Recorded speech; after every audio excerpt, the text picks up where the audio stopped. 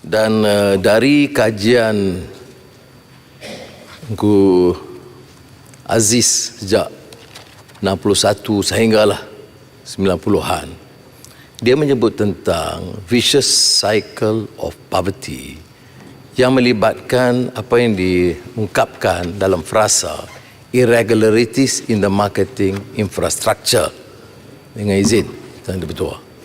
Jadi peranan farmer itu bila dibangkitkan oleh Engku Aziz, disambut oleh marhum Tun Razak dan Tun Musa Hitam masa itu, ditubuh untuk membantu petani-petani pekebun kecil dalam isu pemasaran.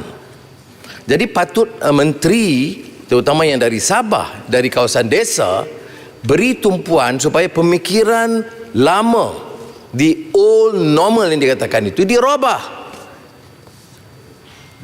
Masalah pemasaran tak akan dibantu dan diselesai dengan bangunan korporat yang baru. Kata menteri, dia tidak melibatkan beban keuangan. Ini tanah kerajaan. Ada lebihan 60 juta.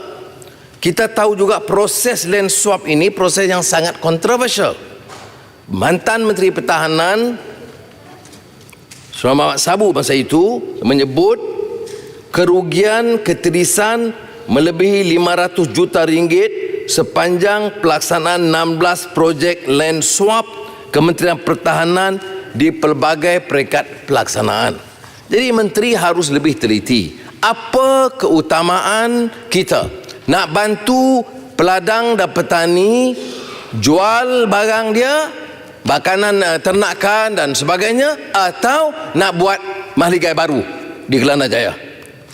Itu bagi saya sangat penting, terutama dalam keadaan mendesak sekarang. Dan yang juga terkait dalam perkara ini, saya sebutkan pihak kementerian harus kembali melihat peranan farmer. Penubuhan farmer itu juga sangat kontroversi masa itu. Pertelagahan besar di antara pimpinan UMNO dengan pimpinan MCA, kerana dilihat itu dari sudut kaum.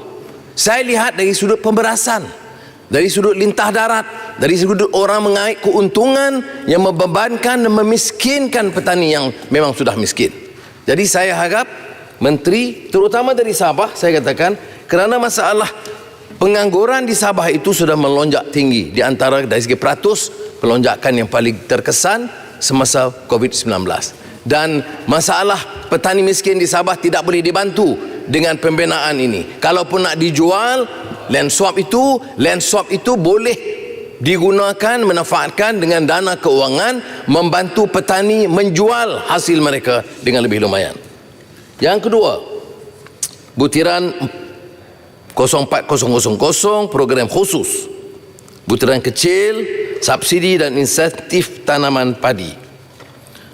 Saya ucap terima kasih, tahniah kepada menteri bila Menteri Kewangan mengumumkan pelantikan nafas Pertubuhan Peladang Kebangsaan, yang kebetulan saya tubuh semasa saya Menteri Pertanian, mengambil alih peranan dari Bernas. Monopoli yang diberikan kepada Bernas saya anggap amat membebankan petani. Lebih baiklah persatuan-persatuan peladang dan petani sendiri yang menguruskan. Tetapi saya ingin tekankan, saya percaya yang Bapak Menteri sedia maklum bahawa kalau tidak diawasi, nafas itu pun mungkin akan jadi satu badan korporat baru, di mana lembaga syarikatnya akan fikir soal syarikat-syarikat, anak syarikat dan keuntungan. Jadi oleh demikian, nafas juga harus diperingatkan. Tanggungjawab mereka adalah untuk menentukan urusan baja, pembelian kemudahan kelengkapan yang lain, dan juga penjualan kepada LPN itu dapat diurus dengan pengawasan yang sangat ketat supaya mereka tidak menyeleweng daripada tugas monopoli seperti mana dibuat oleh Bernas. Saya mohon beberapa minit yang dengan izin yang Ketua. Silakan. Kerana ia ada kaitan dengan laporan Ketua Audit Negara soal subsidi padi ini. Laporan Ketua Audit Negara 2018 saya baca. Saya harap ini yang menjadi tumpuan.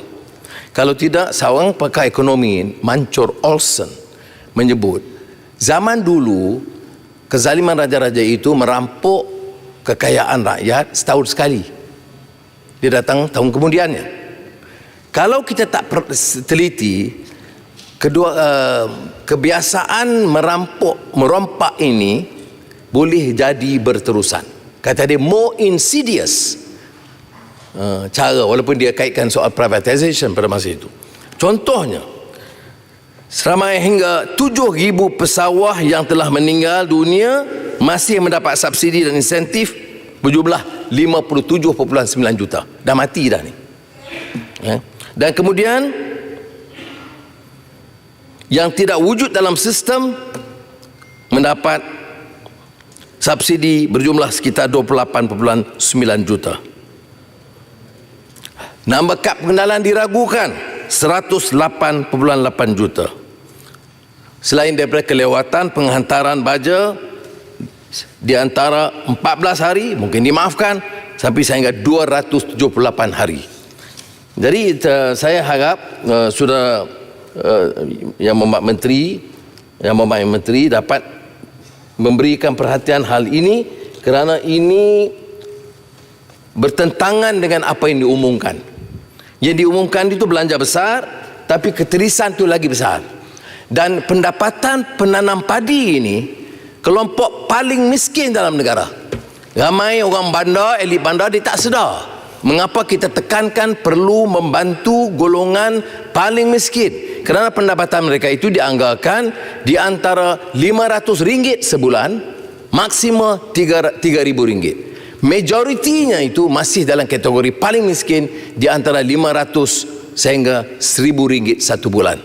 Jadi kalau kita umumkan puluh bilion subsidi, dan kalau keterisan begini rupa, dan menteri masih memberikan penekanan tentang normal lama, bangunan-bangunan baru, bangunan korporat baru untuk pegawai-pegawai, saya nak tekankan ini adalah bertentangan dengan hasrat penubuhan badan ini dan juga hasrat kita meluluskan peruntukan besar untuk Kementerian Pertanian. Terima kasih. Terima kasih Yang Berhormat.